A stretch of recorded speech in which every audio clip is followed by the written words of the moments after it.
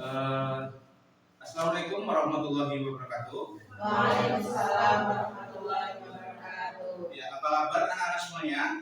Alhamdulillah sehat. Luar biasa.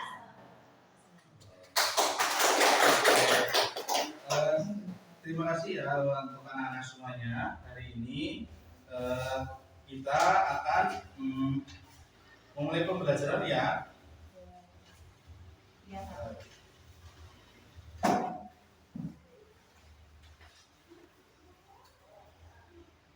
Sebelum memulai pembelajaran, kita absensi dulu ya untuk anak-anak semuanya. Untuk yang pertama, Nur, Krestia, Vicky, Riana, Laili, Syakifah, Maratu, Faiz, Rofiko, Arun, Arwan, Irfan. Oke. Sebelum kita memulai pembelajaran hari ini, kita menyanyikan lagu Indonesia Raya dulu ya. Anak-anak bisa berdiri semuanya.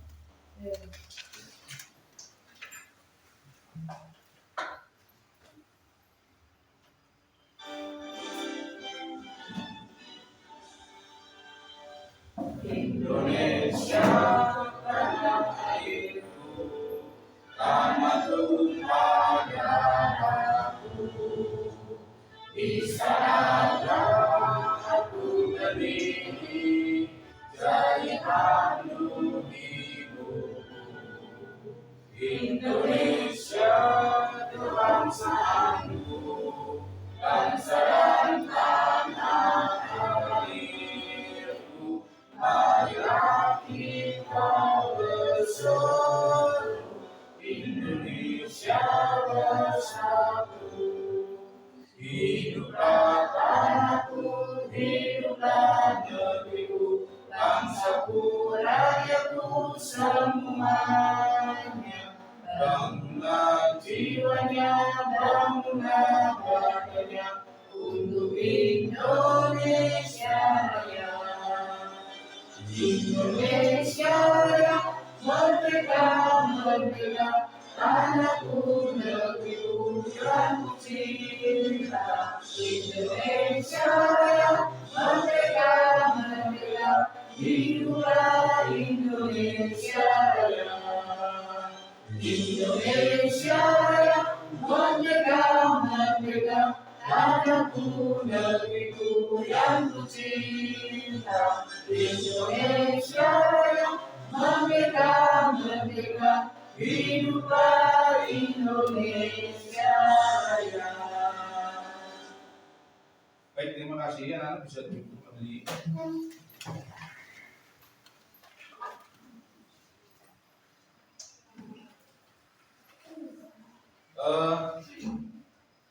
Kita nanti akan memulai pelajaran untuk ekonomi pemasaran berkaitan dengan e-commerce dan e-bisnis ya. Teman-teman semuanya, anak-anak di sini sudah pernah belanja online? Biasanya apa kalau belanja online? Baju. Ya, oke. Biasanya memakai platform apa? Tokopedia. TikTok sama Shopee ya. Nanti di sini kita akan memulai pembelajaran hari ini. Nanti ada tujuan dari pembelajaran kita hari ini berkaitan dengan penjualan online. Nanti anak-anak semuanya akan mengerti tentang bagaimana pengertian e-commerce itu apa, e-bisnis itu apa. Terus anak-anak semuanya nanti bisa menemukan manfaat. Ada manfaat, ada kelebihan dan kekurangan dari e-commerce tersebut.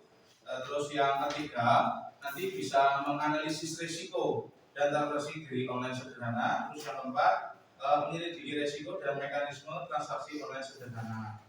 Anak-anak semuanya nanti Bapak akan di sini adalah memberikan video ataupun melihat video pembelajaran, nanti anak-anak bisa simak bareng-bareng ya.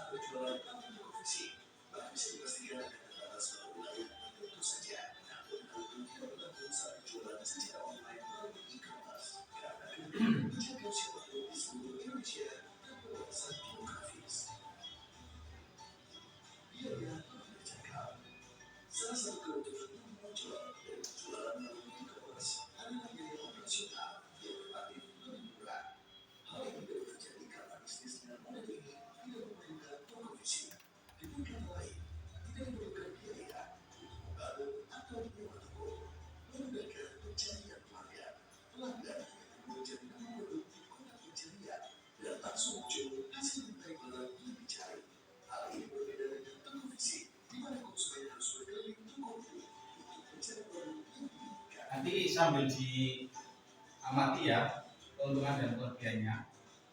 Sudah siap untuk memulai usaha e-commerce? Berikut langkahnya bisa diikuti. Memilih produk yang akan dijual. Pikirkan mana dan bagaimana cara mendapatkan produk tersebut. Anda yakin membuat sendiri, mengambil dari open shop atau jual sebagai reseller.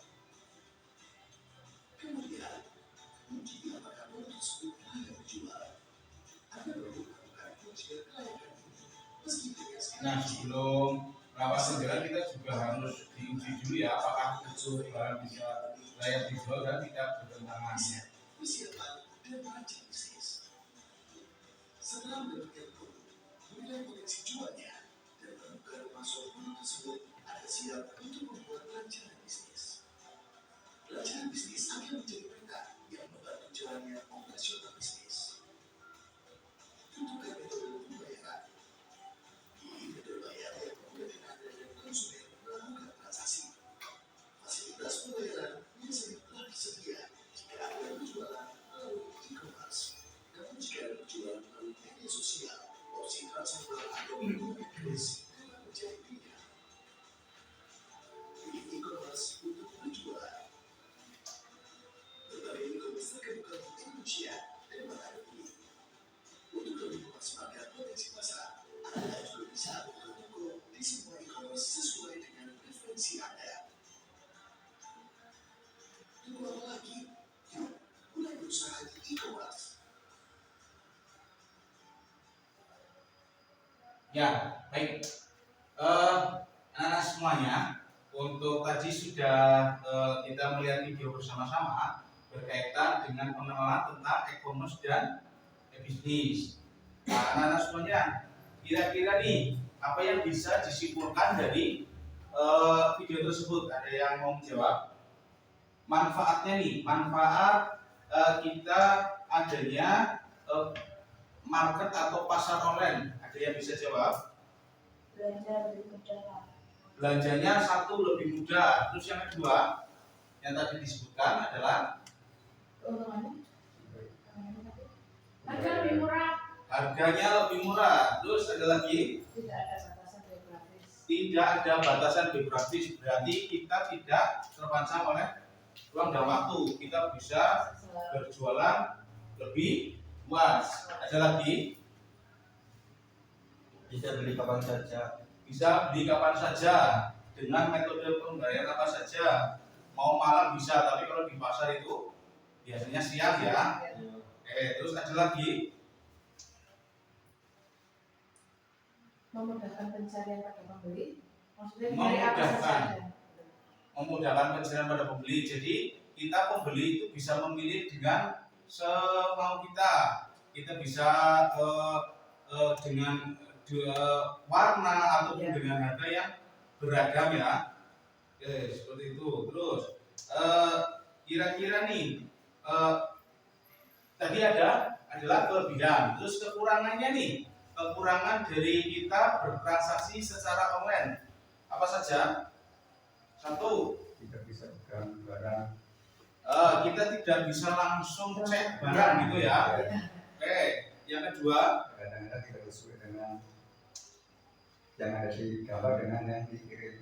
tidak sesuai ya dengan apa yang kita melihat kok gambarnya itu bagus. Terus kita mungkin sih bisa review dengan pembeli-pembeli yang lain. Tapi kadang kalau kita juga harus waspada ya dengan penjual-penjual yang kurang pas ya seperti itu. Ada lagi resiko penipuan.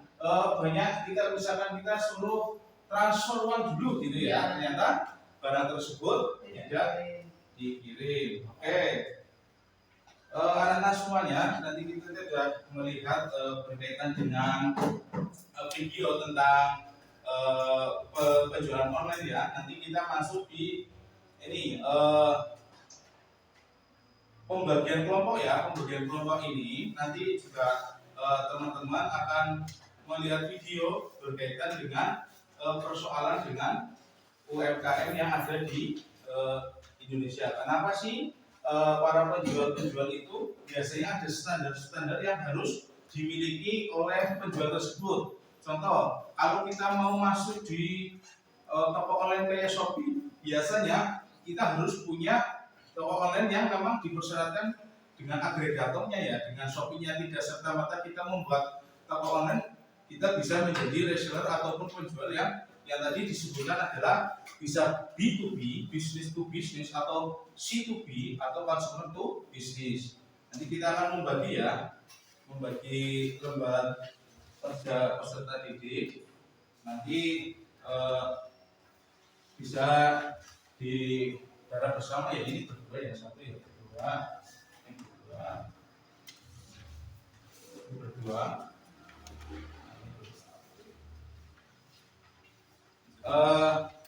Di sini nanti akan dimunculkan berkaitan bahwasanya kenapa sih untuk UMKM tersebut ataupun lembaga-lembaga yang memang dia belum bisa bermitra dengan e-commerce yang sudah besar.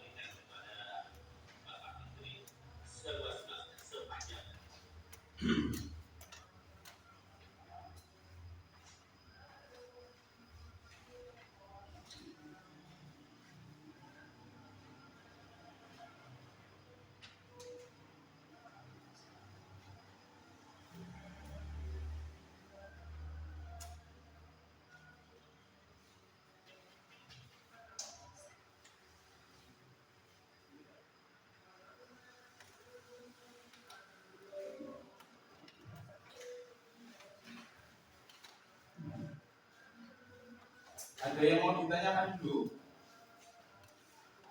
Belum? Oke, kita masuk di berkaitan dengan e-commerce dan e-business. Di sini ada identitas pembelajaran, terus ada satuan pendidikan, ada mata pelajaran, terus ada fase dan semester, terus ada tahun pelajaran, terus ada alokasi waktu, jumlah peserta didik. Terus yang slide kedua itu ada kompetensi sosial emosional. Di situ ada berkaitan dengan kesadaran diri, berkaitan dengan manajemen diri dan keterampilan berrelasi.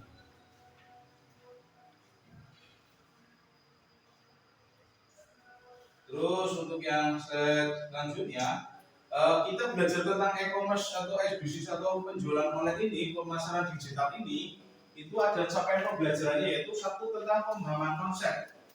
Nanti anak-anak bisa mendeskripsikan tentang konsep dasar ilmu ekonomi atau pelaku ekonomi dan konsep manajemen e-commerce dan e-business. Terus yang kedua, keterampilan proses. Di situ menyajikan hasil analisis dan simulasi transaksi online sederhana melalui media lisan maupun tulisan. Nah, di sini tadi yang sudah Bapak sampaikan berkaitan dengan tujuan pembelajaran. Tujuan pembelajaran di situ yang pertama adalah menyimpulkan pengertian tentang e-commerce itu seperti apa dan e-business itu seperti apa. Terus yang kedua ada menemukan manfaat, kelebihan dan kekurangan e-commerce dan e-business. Terus yang ketiga menganalisis resiko dan transaksi online sederhana. Terus yang keempat manajemen risiko dan mekanisme transaksi online sederhana. Kata kuncinya ada e-commerce, ada e-business, terus ada transaksi online dan digitalisasi ekonomi. Untuk model dan pendekatan pembelajarannya itu modelnya adalah problem based learning. Jadi nanti kita akan melihat video berkaitan dengan bagaimana e-commerce itu bisa berdampak di lingkungan masyarakat kita. Terus yang kedua nanti ada metodenya itu ada tanya jawab, ada diskusi, presentasi dan demonstrasi. Untuk pendekatannya ada scientific learning. Scientific learning itu pengumpulan data-data pembelajaran untuk data dan TPA.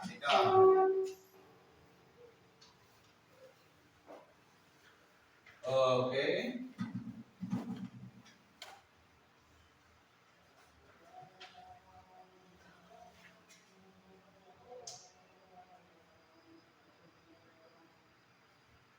Teman-teman nanti yang LKPD-nya bisa diisi dulu, bisa browsing ya untuk yang dua pertanyaan tersebut.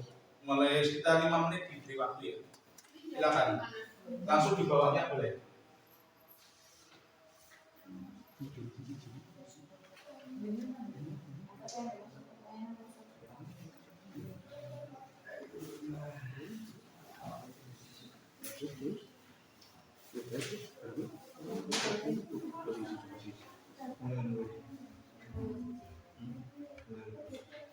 Maksudnya nomor satu yang bersifat Enggak.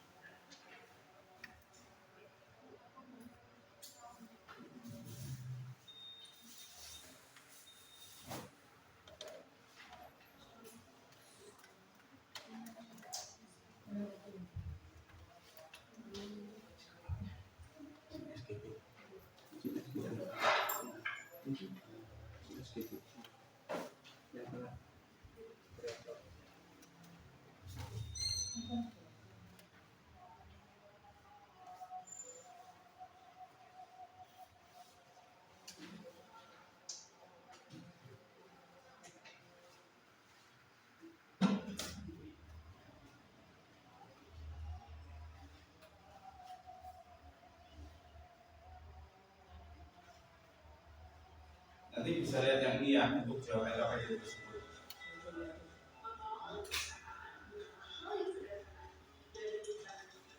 Menteri Usaha Mikro Kecil dan Menengah atau UMKM amanah bulan meminta kepada platform e-commerce besar meningkatkan dan memberikan kontribusi penuh bagi para pelaku UMKM dalam negeri.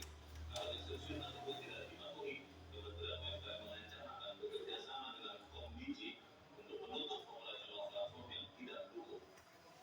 Instruksi itu merupakan penegasan pemerintah di bawah kepemimpinan Presiden Prabowo Subianto yang berkomitmen memberdayakan para pelaku UMKM. Pemerintah optimis dalam mencapai target 30 juta UMKM go digital tahun 2030 yang hingga saat ini sudah 27 juta UMKM bergabung dalam ekosistem digital. Selain digitalisasi, pemerintah juga akan fokus memastikan produk UMKM lokal dapat bersaing di pasar internasional khususnya di kawasan Asia Tenggara. Di tahun 2023 nilai ekonomi digital Indonesia diperkirakan mencapai 82 miliar dolar dan diproyeksi tumbuh hingga 109 miliar dolar di tahun 2025. Dengan dukungan e-commerce dan langkah strategis pemerintah, UMKM lokal diharapkan tidak hanya berkembang di pasar domestik, namun juga mampu bersaing secara global.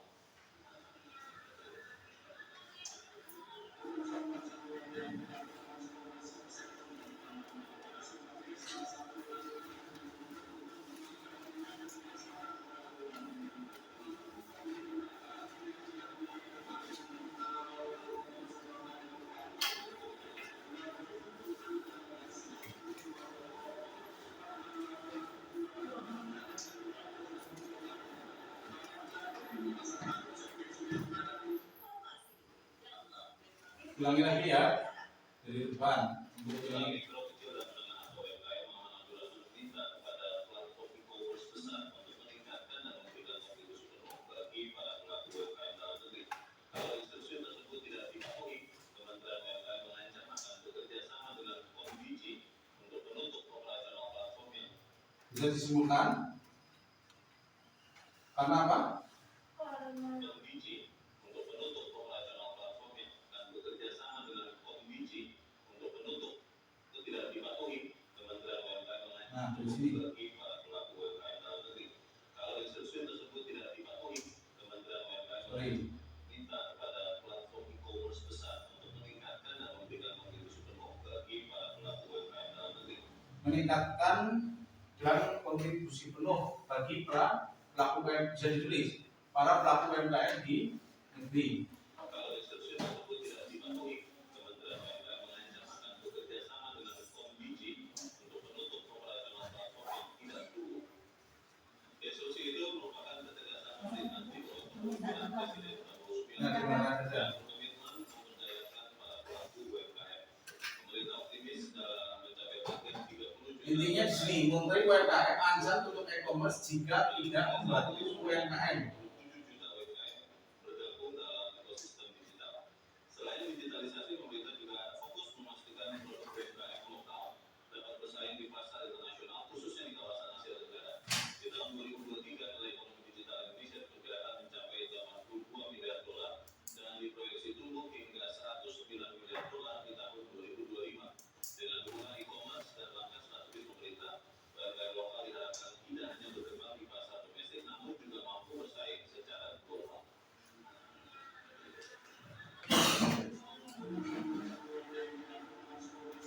Ya, mulai diisi.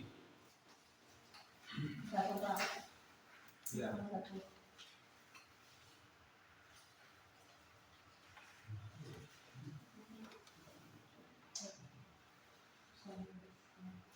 Terus gimana sih? Boleh pakai HP.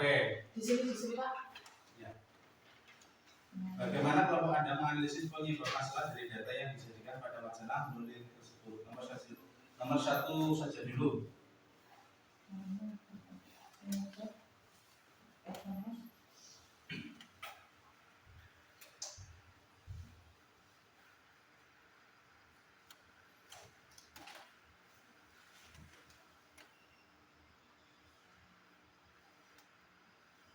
Clue-nya itu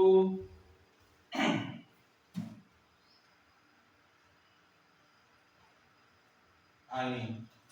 Menteri UMKM ancam tutup e-commerce jika tidak membantu UMKM. Ada yang tahu UMKM apa? Usaha mikro, kecil, dan menengah. Alasannya apa? Menteri UMKM ancam tutup e-commerce jika tidak membantu UMKM. E-commerce itu kan dari luar negeri. Mereka mendapatkan uang atau mendapatkan keuntungan dari pasar Indonesia. Tetapi mereka hanya mementingkan perusahaannya sendiri, tapi tidak membantu UMKM yang ada di Indonesia. Kenapa? Bisa browsing di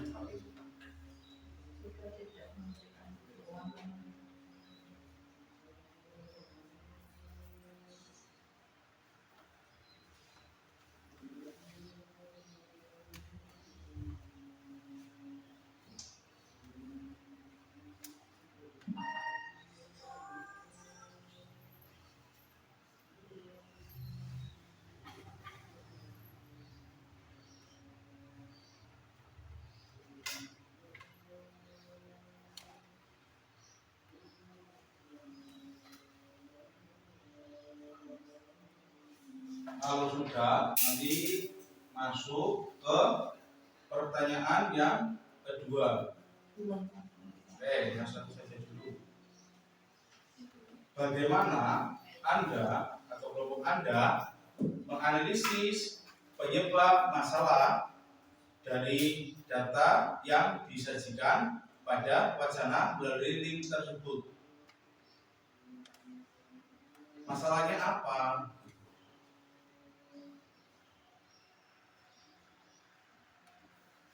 Kok e-commerce itu akan ditutup jika tidak membantu UMKM? Kenapa e-commerce itu akan ditutup jika tidak membantu UMKM yang ada di Indonesia?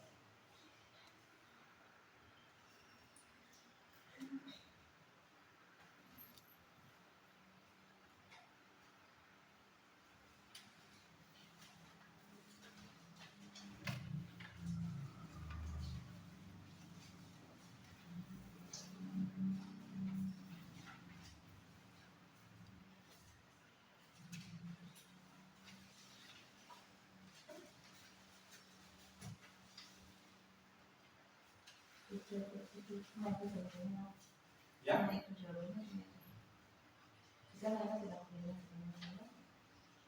ya bisa dieksplor lagi, bisa dikembangkan lagi. Kenapa alasannya tidak ditutup? Apakah UMKM akan mati? Apakah UMKM tidak sesuai dengan standar dari e-commerce? Atau UMKM tidak bisa mengakses masuk di e-commerce? Seperti itu. Boleh membuka browsing di internet.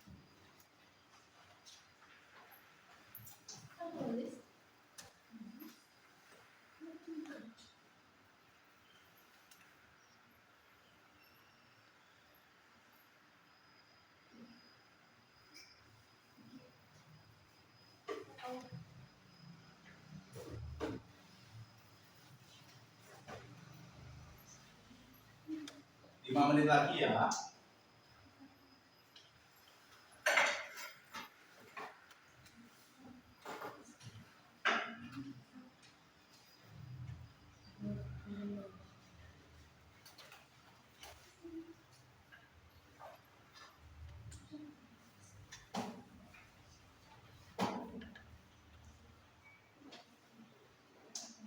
lembar kerja peserta didik berbasis pembelajaran masalah.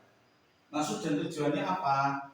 Di saat kita belajar itu kita harus merenung dan berpikir bagaimana untuk memecahkan masalah, dan dampaknya nanti di kehidupan kita sehari-hari sudah terbiasa merumuskan permasalahan kita yang ada di sekitar.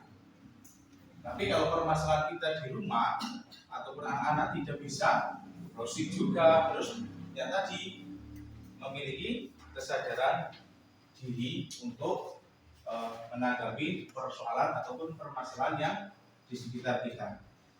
Awal di kelas kita sama-sama ada permasalahan yang terjadi antara e-commerce dan UMKM, yang mana e-commerce itu kan tadi sudah disebutkan bahwasanya bisa dengan cepat kita mendapatkan barang yang kita inginkan. Contoh, kita akan menanam sebuah sayuran tanpa harus keluar rumah, kita bisa membeli bibit secara online.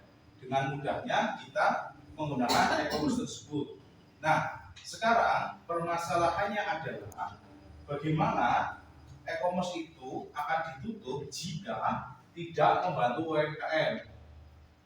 Yang pertama itu, yang kedua, penyebabnya apa nih? Kok bisa UMKM itu tidak masuk ataupun tidak masuk di e-commerce tersebut, atau e-commerce tersebut mempunyai standar sendiri untuk memperlakukan UMKM dengan tidak semestinya. Itu untuk lembar kerja peserta didik yang nomor 1. Kita masuk di pertanyaan nomor 2. Bagaimana kelompok Anda memberikan alternatif solusi yang menurut kelompok Anda memungkinkan dengan cara mengumpulkan data? Nah, kita masuk di pertanyaan kedua. Kita tadi sudah tahu nih permasalahan-permasalahan apa saja yang ada di Kementerian UMKM mengancam akan menutup e-commerce jika tidak membantu UMKM. Ada 1, 2, 3, 4, 5 misalkan. Terus yang kedua, nanti kelompok ataupun masing-masing dari anak-anak ini memberikan alternatif solusi yang menurut kelompok Anda memungkinkan dengan cara mengumpulkan data. Oh, berarti permasalahannya adalah UMKM ini tidak sesuai standar yang diharapkan dari e-commerce. Berarti UMKM ini harus bisa naik kelas, ataupun produk-produk yang dihasilkan bisa memenuhi prasyarat. Contoh, harus yang sekarang ada yang namanya sebuah badan usaha itu harus mempunyai legalitas yang bernama NIB, nomor induk berusaha. Itu satu sampel. Karena biasanya untuk UMKM kita, contoh, kita membuat anyaman dari bambu. Anyaman dari bambu itu bisa dipasarkan apabila anyaman dari bambu itu bisa ataupun sudah memiliki surat-surat perizinan, yaitu tentang nomor induk berusaha. Itu alternatif yang bisa Bapak berikan. Yang kedua, bisa dikembangkan lagi oleh anak-anak. Ada pertanyaan? Ataupun langsung saja untuk dikerjakan yang nomor 2.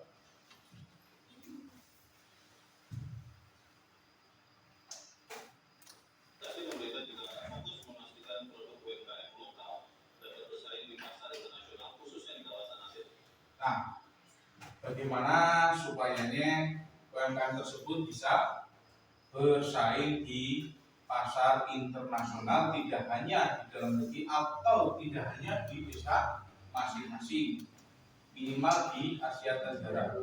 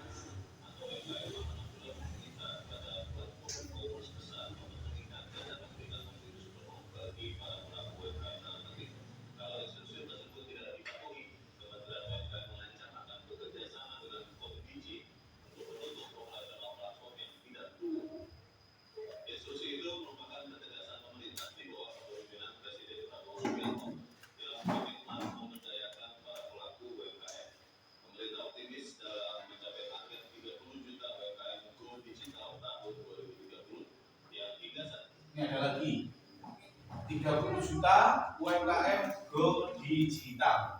Jadi kita belajar bagaimana mengelola e-commerce itu.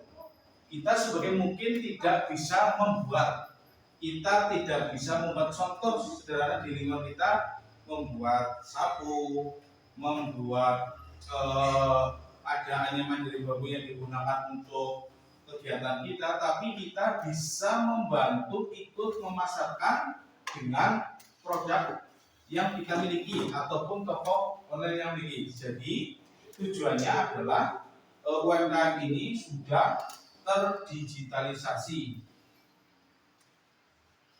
Saat ini sudah 27 juta UMKM bergabung dalam ekosistem digital. Selain digitalisasi, pemerintah juga fokus memastikan produk UMKM lokal dapat bersaing di pasar internasional, khususnya di kawasan Asia Tenggara. Di tahun 2023, nilai ekonomi digital Indonesia diperkirakan mencapai $82 miliar dan diproyeksi tumbuh hingga $109 miliar di tahun 2025. Dengan dukungan e-commerce dan langkah strategis pemerintah, UMKM lokal diharapkan tidak hanya berkembang di pasar domestik, namun juga mampu bersaing secara global. Pahami ya? Jadi kenapa harus didukung dengan e-commerce? Jadi e-commerce itu tidak hanya menguntungkan perusahaan-perusahaan yang besar ataupun pedagang-pedagang yang besar yang mereka gandeng, tapi usaha-usaha yang mikro, kecil di tingkat desa, mikro di bawah kecil, terus ada usaha kecil dan menengah, itu bisa dibantu supaya produk-produk mereka bisa diterima di semua lapisan masyarakat. Jadi tidak hanya membantu perusahaan-perusahaan besar yang mereka sudah punya kapital ataupun mempunyai modal. Ada yang sudah selesai? Belum. 5 menit lagi.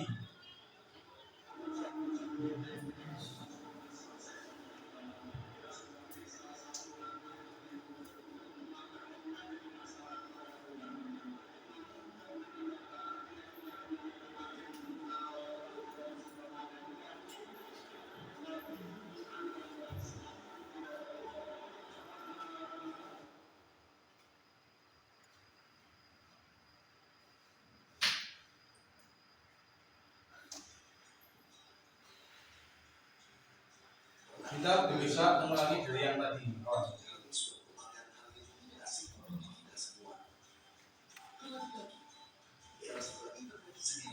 Kita tidak perlu membutuhkan uang yang banyak untuk membuat toko offline.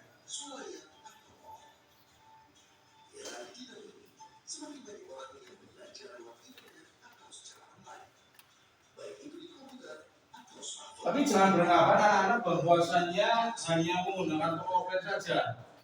Sederhananya kita punya media sosial, baik itu Instagram, Facebook, ada TikTok, ada YouTube, terus ada X atau Twitter tersebut. Kita hanya posting saja. Kalau toh mana kita bisa belajar ataupun awal-awal kita dari belajar tentang bagaimana kita mengemas suatu produk, kita bisa hanya dengan foto saja ataupun dengan narasi-narasi di produk kita itu bisa dijual ataupun bisa berkembang dengan baik, berusaha dengan komunitas-komunitas yang lain. Tidak hanya harus berpikir bagaimana mempunyai toko online. Ini ada 7 kategori ya: business to business, business to customer, yang ketiga ada consumer to consumer, yang keempat ada consumer to business, ada business to government atau lagi consumer to government, ada online to offline. Business to business atau B2B adalah transaksi yang berusaha perusahaan agar khusus dijual ke pelanggan yang juga berbentuk perusahaan. Ini sama saja dengan juragan ya.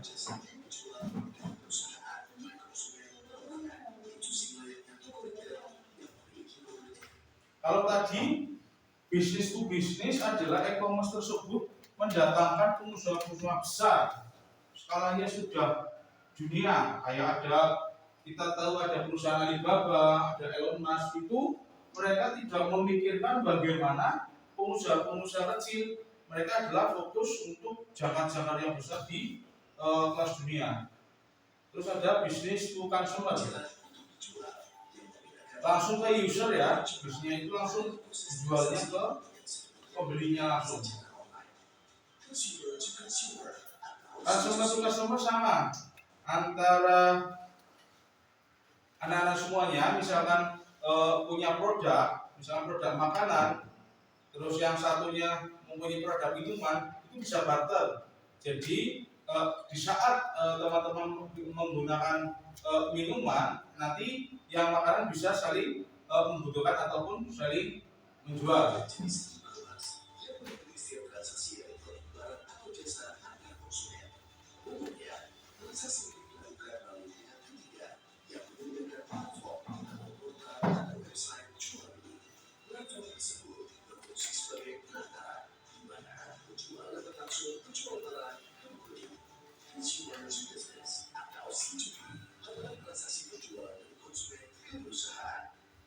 Salah satu contoh transaksi C2B adalah content creator yang menawarkan karya ilustrasinya kepada perusahaan tertentu.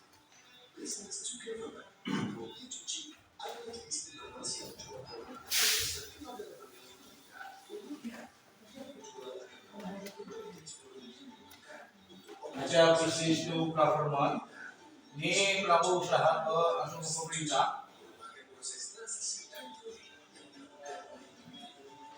Kalau consumer to government ini biasanya dari masyarakat, ada pembayaran pajak, ada pembayaran BPJS yang berkaitan dari langsung ke pemerintah.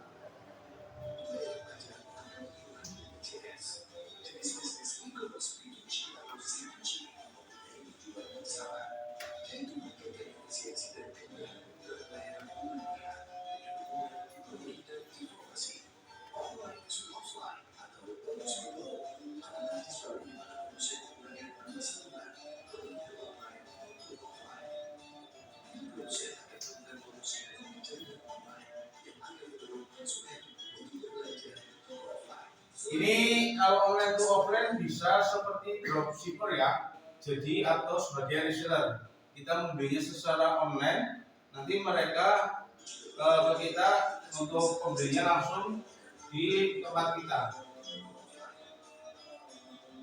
Ini ada keuntungannya. Tadi kan ada tentang persoalan permasalahan bagaimana e-commerce tersebut jika tidak membantu UMKM. Kita masuk di keuntungannya dulu. Satu, tidak ada batasan geografis.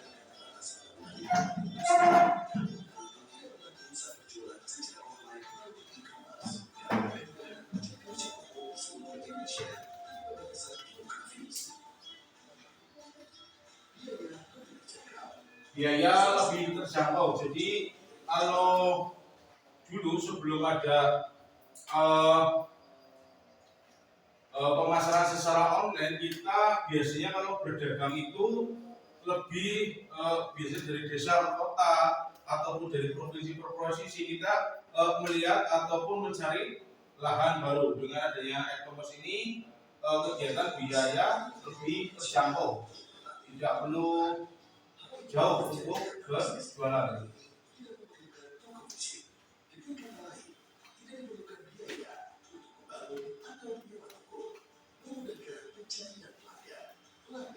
Memudahkan pencarian bagi pelanggan dan menghemat waktu.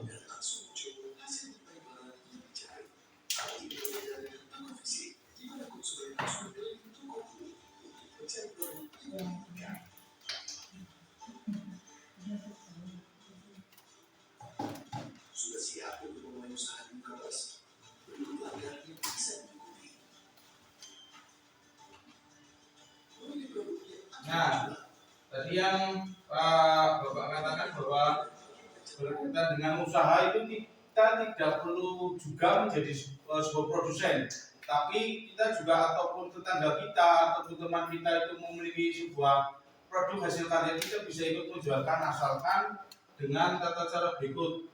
kita riset dulu apakah nantinya ini akan layak untuk dijual dan tidak bertentangan dengan aturan yang ada.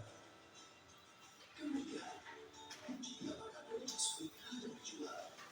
Ada banyak melakukan kajian kelayakan ini, meski dengan skala kecil. Misalnya, membuat proyek gambaran atau lakukan survei. Sudah ada yang selesai pembahasan jam peserta didik? Sudah?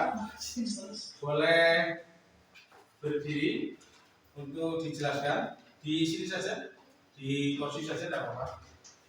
Yang pertama berdiri boleh Mbak? Di hadap sini saja tidak apa-apa, di kursi saja. Ya. Satu, boleh dibacakan. Bagaimana kelompok Anda menganalisis penyebab masalah dari data yang disajikan pada wacana melalui tersebut? Bagaimana? Menteri UMKM mengingatkan akan menutup atau memblokir platform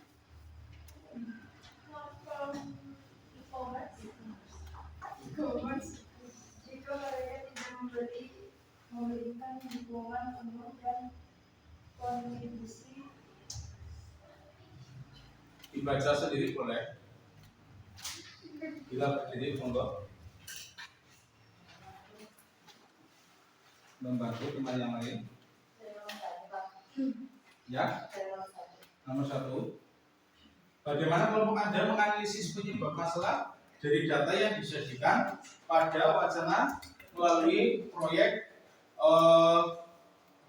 pembelajaran dari segi persoalan. Yang pertama 1.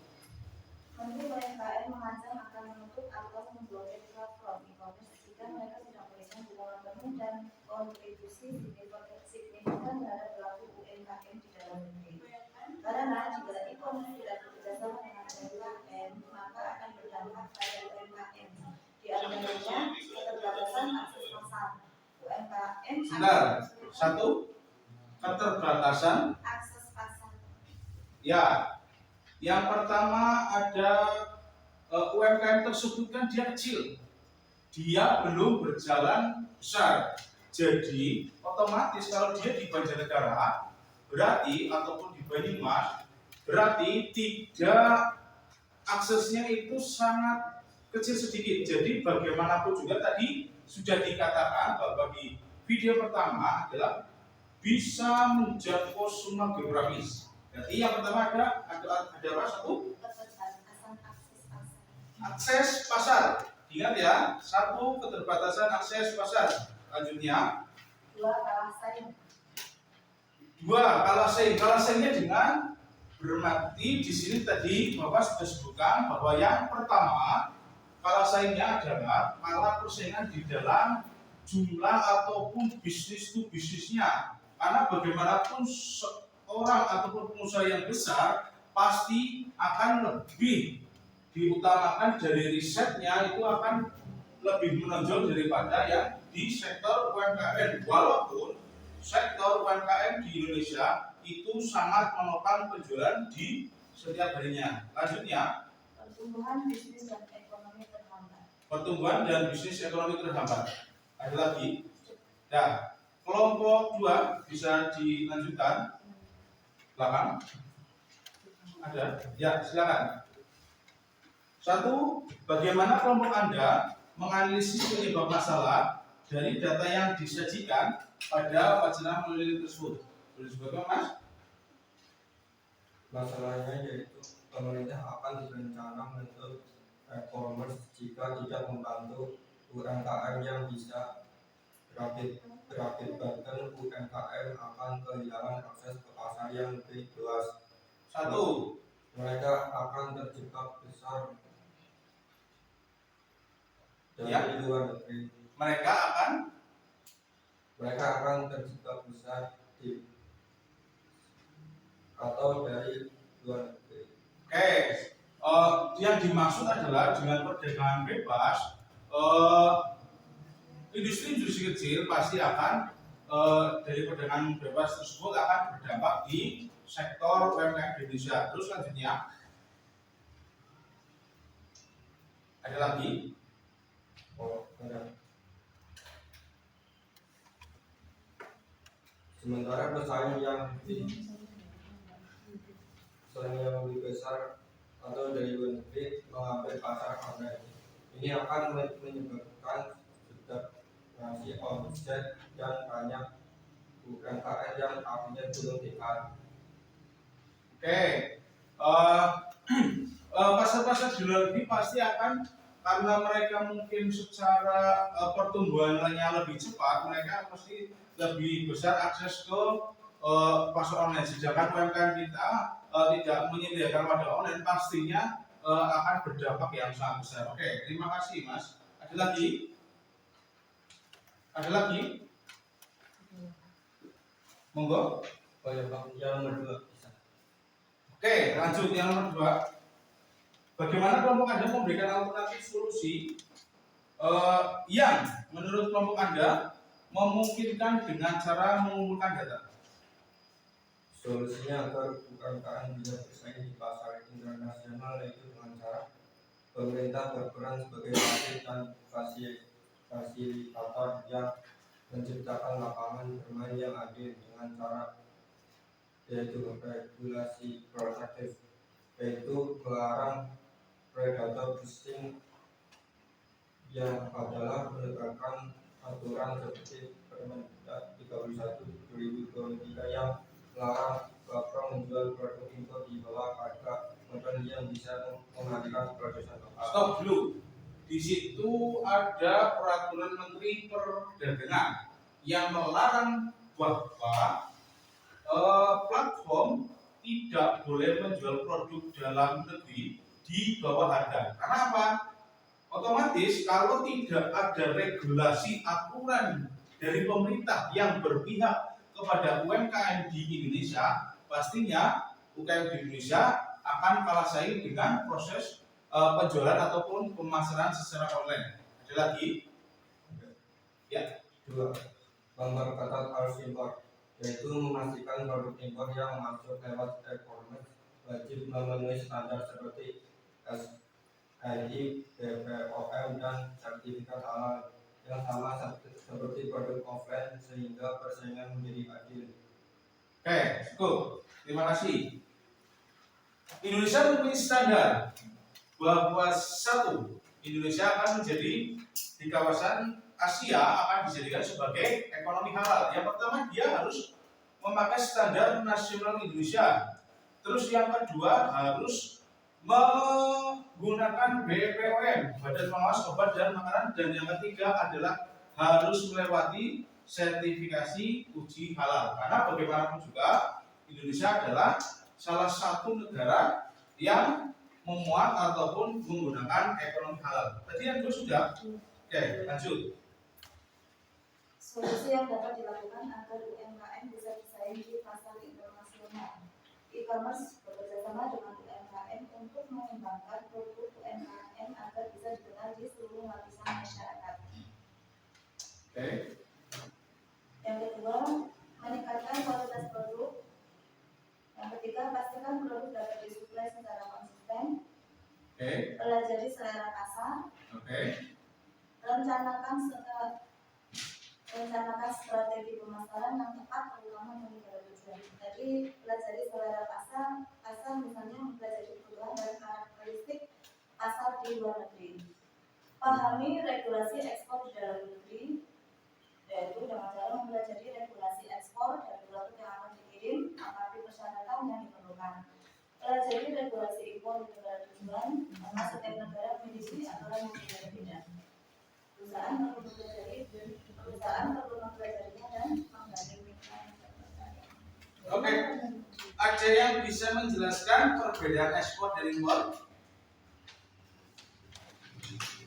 Ekspor itu adalah kegiatan proses menjual barang dan jasa dari dalam negeri ke negeri.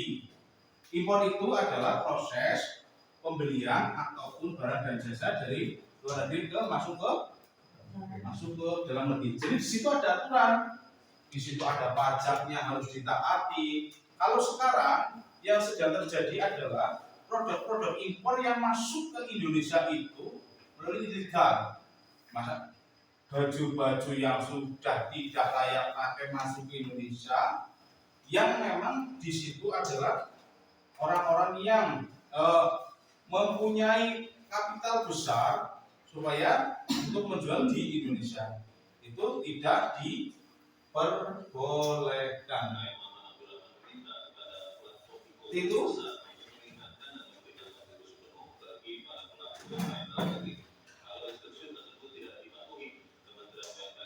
oke, sekarang kita sudah mempelajari berkaitan dengan apa pentingnya e-commerce tersebut dan berkaitan dengan permasalahan-permasalahan yang ada di Indonesia, bahwa bisnis digital ataupun pemasaran digital itu harus mendukung kegiatan proses pemasaran yang ada di Indonesia.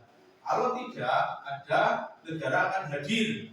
Di situ negara akan memberikan sanksi yang serius kepada perusahaan-perusahaan online besar yang di Indonesia apabila tidak membantu secara penuh di sektor UMKM di Indonesia. Oke, anak-anak semuanya, kita masuk di tahap selanjutnya. Kita tadi sudah mengerjakan lembaga sejak peserta didik, kita sudah berdiskusi, kita nanti masuk di ini ya, kita kendorkan urat saraf dulu, karena tadi kita sudah berpikir besar. Mungkin teman-temannya bisa, anak-anak bisa berdiri semuanya. Kita berdiri semuanya untuk sekedar merilekskan. Mungkin tangan bisa dikepakkan ya, bisa ditepakkan, terus kepala, terus kaki mungkin bisa ditegakkan. Bagaimanapun sudah kita sudah berpikir bersama-sama. Nantinya boleh duduk kembali. Nanti Bapak akan memberikan kuis ya. Kuis ini nanti kalau bisa menjawab, nanti ada poin ataupun bonus yang didapatkan oleh anak-anak. Nah, di sini kuis ini nanti bisa disimak dengan baik. Ada 3 pertanyaan yang mungkin bisa dijawab dengan cepat. Oke, yang pertama, siap ya untuk anak-anak, tapi ya jangan tegang-tegang juga, yang santai saja. Nah, yang pertama, sebutkan 3 merek sabun terkenal. Sabun mandi? Apa sabun asuci? Apa sabun apa? 1. Sebutkan. 2. Oke. Bebas mau sabun mandi, mau sabun ini kan, ya bebas. Ini kan yang kedua. Ini dijawab dengan cepat ya. Apa tagline dari Indomie?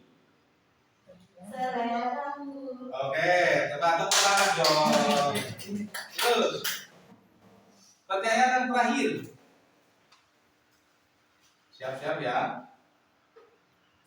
Produk apa yang memiliki logo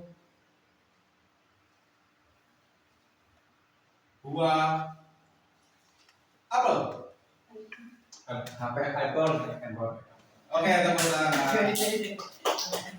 Ya, tidak hanya itu, juga dari ada masuknya.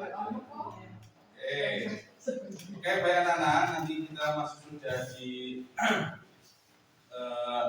berkaitan dengan pembelajaran hari ini. Kita evaluasi ya.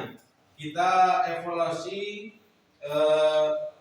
pembelajaran yang kita tadi telah berjalan berkaitan dengan e-commerce dan e-business. Ada yang bisa berdiri menyebutkan apa saja manfaat dari e-commerce? 1. Tidak ada batasan. Berdiri boleh? Keuntungannya apa? Keuntungan, manfaat dari bagi pelaku bisnis yang pertama, Tidak ada batasan geografis, 2, biaya lebih terjangkau, 3, memudahkan pencarian bagi pembeli. sudah apa ada lagi? Sudah tidak. Ya, ada yang lain?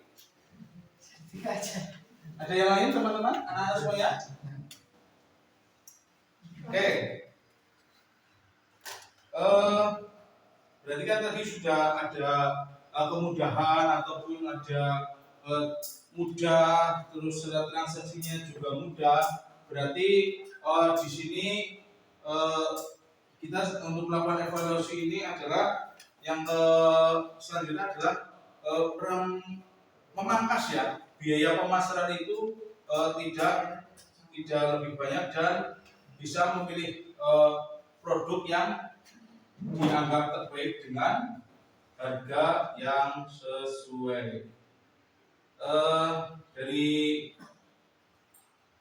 apa? Untuk pembelajaran hari ini sangat baik, terus mungkin lebih dipartisipasi ya, partisipasi dari anak semuanya itu dalam berdiskusi itu untuk permasalahan tentang etika dari bisnis itu lebih harus ditingkatkan karena bagaimanapun juga nantinya untuk permasalahan yang ada itu juga bisa diaktualisasikan di lingkungan anak-anak semuanya. Jadi dalam pembelajaran di kelas itu untuk berdiskusi itu harus selalu ditingkatkan secara bersama-sama. Terus ada yang bisa menyimpulkan nih bagaimana poin penting dari pembelajaran hari ini. Kira-kiranya apa nih? Apakah dengan proses pemasaran digital ini akan berkembang ke 10 tahun ke depan, ataukah nantinya dengan pemasaran digital ini potensi-potensi UMKM yang ada di sekitar kita akan lebih meningkat lagi? Kira-kira menurut anak-anak nih bagaimana kedepannya? Apakah pemasaran digital akan tetap lebih eksis? Tetap akan berjalan? Tetap akan berjalan ya, karena bagaimanapun juga karena teknologi sekarang bisa memudahkan juga pastinya lebih canggih lagi. Oke, berarti dari teknologi akan berjalan terus. Teknologi itu akan sampai sekarang kita tidak perlu susah-susah promosi bagaimana kata-kata kita bisa menggunakan artificial intelligence ya atau kecerdasan buatan untuk membantu kita dalam proses pemasaran. Ada lagi? Kira-kira selain kedepannya apakah UMKM akan meningkat? Berjalan mungkin pasar tradisional berjalan karena Ya, kalau kita ke pasar tradisional seperti tempat wisata rekreasi gitu loh. betul. Jadi untuk pasar tradisional itu tetap akan eksis di Indonesia karena tidak serta-merta kita hanya di dunia maya. Kita membutuhkan ruang dan waktu supaya untuk kegiatan rekreasi kita bisa untuk bertemasyah ataupun kita juga bagaimanapun juga sebagai makhluk sosial kita pun walaupun memasarkan bisnisnya secara online tetap kita menggunakan jasa-jasa yang memang di offline itu sudah tersedia dengan baik. Terus ada lagi kira-kira dari siswa semuanya, anak-anak semuanya, pertanyaan ketiga, apakah produk-produk UMKM yang ada di Indonesia nantinya bisa bersaing di pasar internasional? Menurut anak-anak semuanya kira-kira bisa nggak kita bersaing dengan negara-negara lain untuk pemasaran di dunia offline? Yang tadi kita kan sudah. Juga pemerintah membantu. Oke, 1. bagaimana peran pemerintah dalam mengatur ataupun membantu regulasi supaya apa?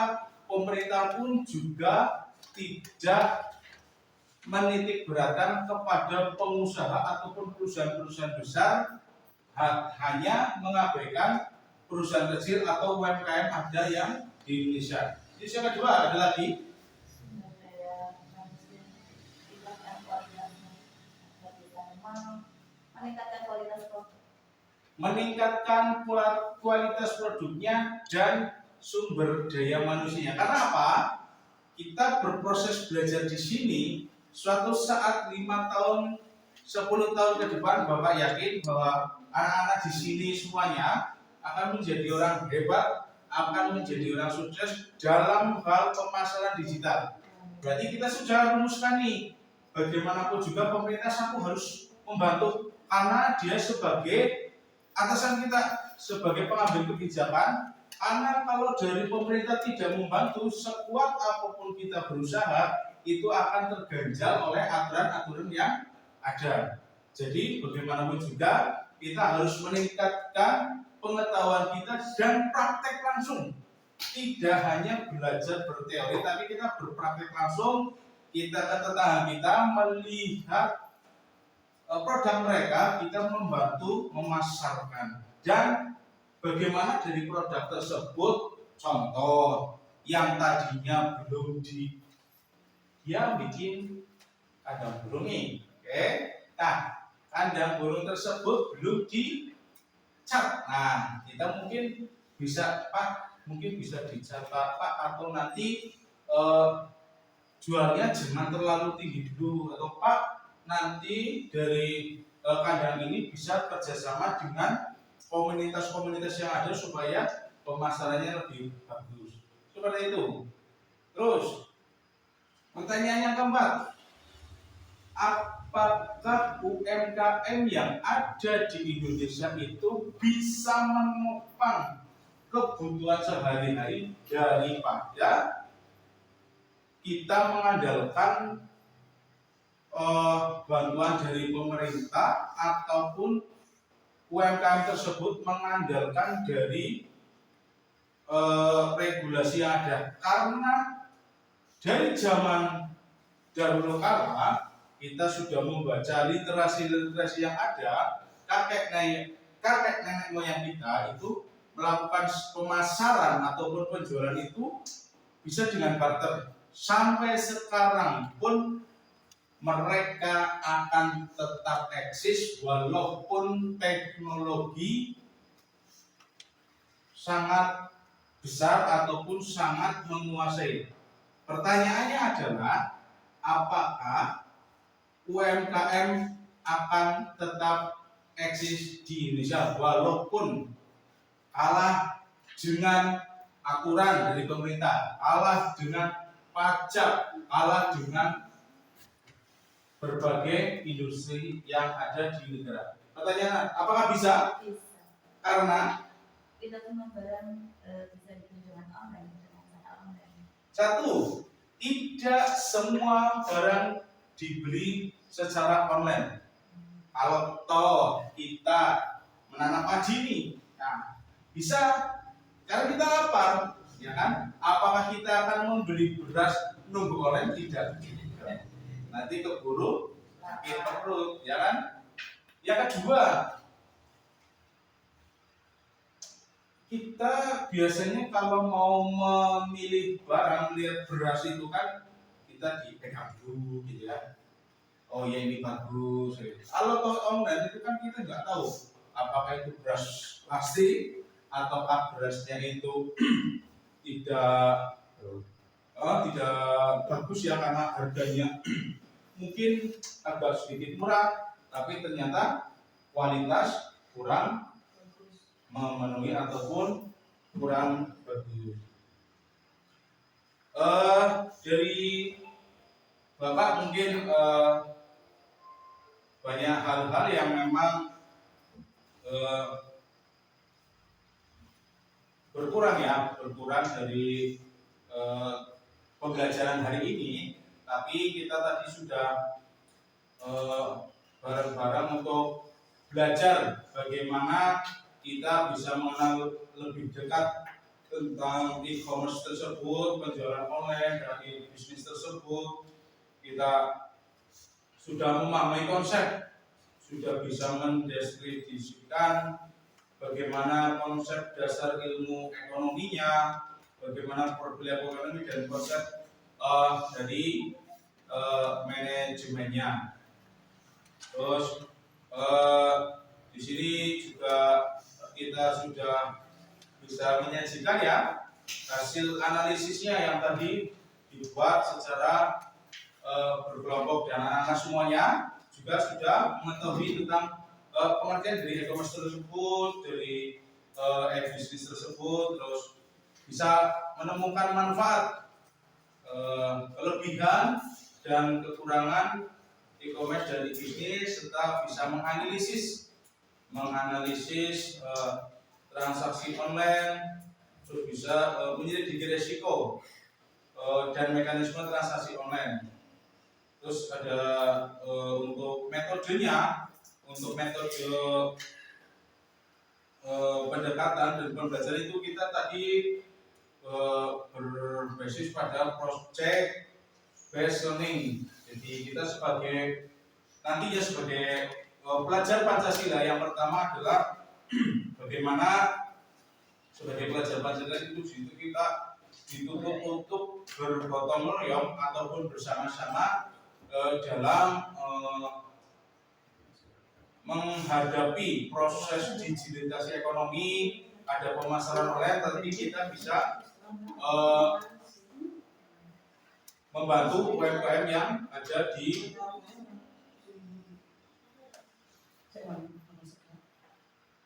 di Indonesia. Terus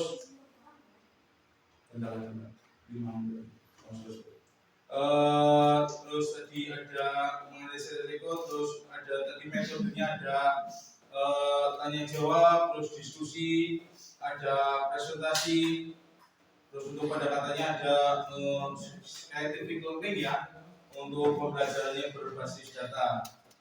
Tadi sudah pengalaman dari anak-anak semuanya untuk belanja online, terus sudah disebutkan tujuan dan manfaat dari pembelajaran. Terus tadi sudah sama-sama menonton video ya tentang e-commerce dan bisnis tersebut. Terus untuk tahap keduanya anak-anak semua sudah mencari informasi tentang jenis dan manfaatnya. Terus yang ketiganya sudah ada diskusi, ada konsep, ada mempresentasikan hasil diskusi dan memberikan penguatan konsep. Dan tadi untuk kita sudah bareng-bareng menyimpulkan pembelajaran,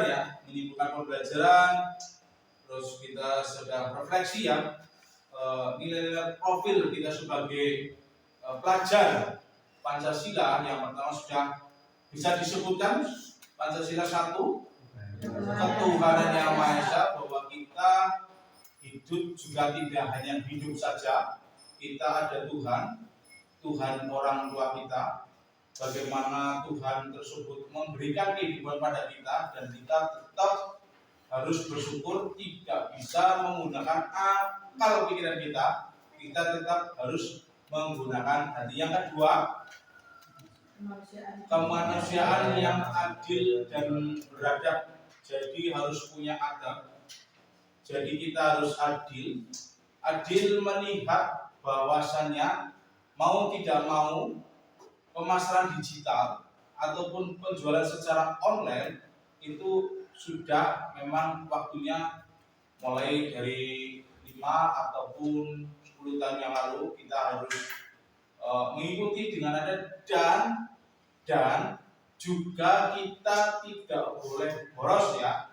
Kita merasa mempunyai uang hanya klik saja, tapi tidak melihat fungsi dan kegunaan dari barang tersebut. Kita harus juga hati-hati, karena kita juga harus adil kepada diri kita sendiri karena sebagai profil pelajar Pancasila dan mempunyai adab. Jangan sampai asal-asalan membeli, apalagi dampak yang sekarang dari media sosial. Jangan sampai ditelan mentah-mentah. Kasus yang sedang terjadi di SMA 72 Jakarta itu mungkin ada dampak dari media sosial tersebut. Jadi harus bijak bahwa kita sebagai pelajar Pancasila satu, yang pertama diingat adalah Tuhan itu esa, tidak ada. Jadi di situ kita tidak boleh sombong, kita tidak boleh merasa wah ataupun apa, tapi kita juga harus adil dan punya. Yang ketiga adalah persatuan Indonesia. Walaupun kita di Jawa Tengah, tapi yang namanya Indonesia Nusantara adalah semua. Kita harus saling mengenal, kita harus bahu membahu, bahwa persatuan Indonesia itu adalah di atas segalanya. Jangan sampai merasa terpecah belah dengan adanya pemasaran digital, semuanya dijual, tapi merasa bangga dengan itu tanpa mengurangi ataupun tidak melihat bahwa persatuan Indonesia, semua kegiatan yang memecah belah tidak boleh dihadapi, tidak boleh kita yang terpengaruh dengan ujaran-ujaran yang tidak sesuai dengan persatuan yang ada di Indonesia. Terus yang keempat adalah kerakyatan yang dipimpin oleh kebijaksanaan dalam permusyawaratan perwakilan. Jadi kalau mengatakan bahwa MPR dan DPR itu harus dibubarkan, berarti dia tidak Pancasila. Karena apa? Kerakyatan yang ada di Indonesia, kita sudah memberikan amanah kita, mudah-mudahan wakil-wakil kita yang ada di MPR dan DPR bisa memberikan regulasi yang ada, bagaimana UMKM dan e-commerce tersebut bisa saling membantu di atas segala-galanya. Jadi jangan sampai terpengaruh bahwasanya DPR dan MPR tersebut ataupun di pemerintahan, di eksekutif tidak membantu kita, karena adalah kekuatan tertinggi ada di tangan rakyat. Jadi bagaimanapun mereka mempunyai kekuatan dari sisi pertahanan, dari sisi senjata, tapi adalah kekuatan tertinggi ada di tangan rakyat. Rakyat di sini setelah bersatu, bahwasanya tidak bisa dipaksa ataupun tidak bisa hanya semena-mena pemerintah yang berkuasa, bahwa di situ adalah kerakyatan yang dipimpin itu lebih berkuasa daripada apa yang sudah ada di MPR, ada di DPR. Tapi kita sebagai itu harus bijak ya, yang dipimpin oleh kebijaksanaan dalam pemerintah. Yang kelima, terakhir, kembali lagi keadilan. Jadi keadilan sosial itu tidak melihat dia di sektor UMKM yang kecil ataupun dia pengusaha besar, semua merata. Bahwasanya sebagai warga Indonesia adalah keadilan sosial bagi seluruh rakyat Indonesia. Kalau pemerintah, kalau yang berkuasa itu menguntungkan salah satu pihak, berarti keadilan itu belum tercapai. Jadi apa? Mudah-mudahan profil pelajar Pancasila, anak-anak semuanya di sini bisa menjadi pelajar-pelajar Pancasila yang tangguh, yang betul-betul mengamalkan Pancasila. Apabila melihat keadaan yang ada, bisa memberikan nilai-nilai yang positif. Itu dari Bapak. Terima kasih atas waktu yang diberikan. Mohon maaf apabila hari ini Bapak memberikan materinya kurang berkenan, semuanya itu bisa dijadikan pembelajaran yang tadi kita sudah diawali dengan mempelajari bagaimana e-commerce tersebut ada dampak-dampak positifnya dan ada dampak-dampak yang memang e-commerce tersebut harus bisa membantu UMKM dalam kegiatan sehari-hari. Jadi kegiatan pembelajaran hari ini bisa dipraktekkan langsung di lingkungan sekitar dan bisa bermanfaat dengan baik, karena bagaimanapun juga kita sebagai pelajar Pancasila harus membantu UMKM yang ada di minimal di lingkungan sekitar. Jadi lebih bisa bermanfaat dengan baik. Dari Bapak mungkin cukup, nanti akan berjalan dengan di selanjutnya, karena ada nanti bisa dipimpin doa ya, doa bersama sebagai bentuk rasa syukur kita bisa mengikuti pembelajaran hari ini, dan Bapak memberikan pesan ya, agar nantinya anak-anak di sini bisa mengaplikasikan apa yang diperoleh pembelajaran hari ini, bisa dimanfaatkan dengan sebaik-baiknya. Dampaknya bisa berdampak di lingkungan sekitar, minimal di lingkungan keluarga, dan bisa lebih besar lagi di lingkungan masyarakat kita masing-masing. Untuk Pak Irfan boleh dipimpin doa dengan doa kafaratul majlis. Silakan Pak.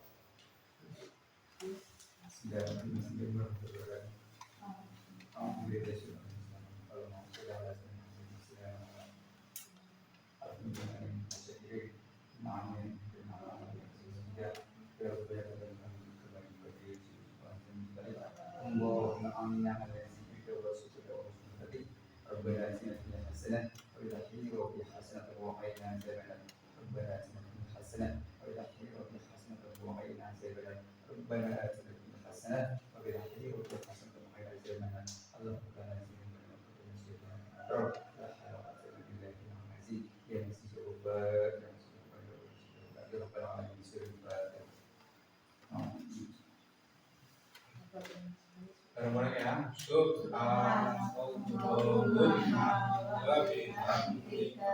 Asyhadu an la ilaha illa anta astaghfiruka wa atubu ilaihi.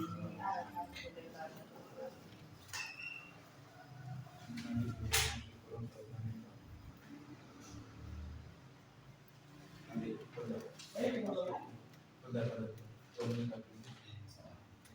Berapa menit lagi?